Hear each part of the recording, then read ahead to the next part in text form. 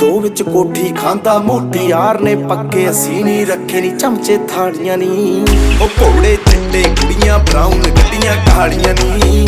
ਉਹ ਘੋੜੇ ਚਿੱਟੇ ਕੁੜੀਆਂ ਬਰਾਊਨ ਗੱਡੀਆਂ ਕਾਲੀਆਂ ਨੀ।